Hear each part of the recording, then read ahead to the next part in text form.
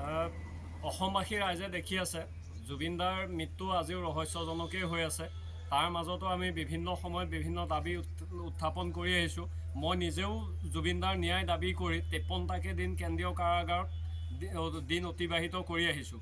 সিমানখিনিলৈকে আমি যোৱাৰ পাছতো তাৰ পিছতো কেইগৰাকীমান ব্যক্তি, তাৰ মাজত এগৰাকী মহিলা, শিখা শৰ্মা নামৰ যিগৰাকী মহিলা, বহু বিতৰ্কিত এগৰাকী মহিলা, বিভিন্ন সময়ত সামাজিক মাধ্যমত তেখেতে বিভিন্নজন ব্যক্তিক আক্ৰমণৰ লক্ষ্য কৰি লৈ নিজে জনপ্ৰিয় হোৱাৰ আশাত আৰু শেহতীয়াকৈ সেই মহিলাগৰাকীয়ে কি কৰিছে, জুবিন দাৰ মৃত্যু হৈ যোৱাৰ পিছত এজন ব্যক্তিৰ মৃত্যু হোৱাৰ পিছত তেখেতৰ পৰিয়াল কিমান দুখত থাকে বা তেখেতৰ অনুৰাগীসকল কিমান কষ্টত থাকে, তাৰ মাজত যেতিয়া সেই মৃত ব্যক্তিজনৰ চৰিত্ৰক লৈ পেলাই মন্তব্য কৰে, চৰিত্ৰ হনন কৰিবলৈ যায়, ইয়াতকৈ আৰু গৰিহণাৰ বিষয় একো নাথাকে।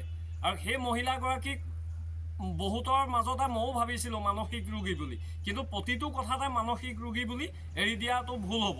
আৰু এনেকৈ এৰি আমি আচলতে আগতেই তেওঁৰ ওপৰত বিহিত ব্যৱস্থা ল'ব লাগিছিলে।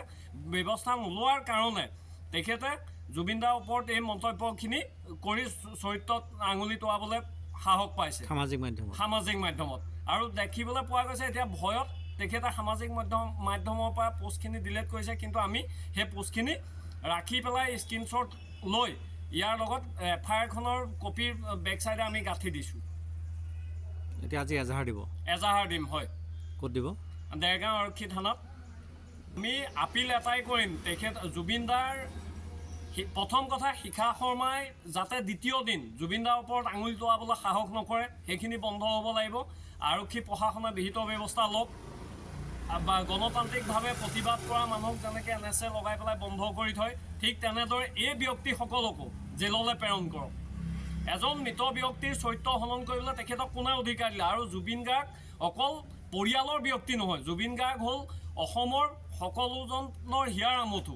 তেনে এজন ব্যক্তিক যেতিয়া চৰিত্ৰ হনন কৰি সামাজিক মাধ্যমত চৰিত্ৰ হনন কৰে, তেতিয়া অকল তেওঁ পৰিয়ালৰ লোকসকল লজ্জিত নহয়, বিশ্বৰ আগত সমগ্ৰ অসমবাসী লজ্জিত হ'ব এই বিষয়টোক লৈ। সেই কথাখিনি সেই মহিলাগৰাকীয়ে বুজি পোৱাটো উচিত।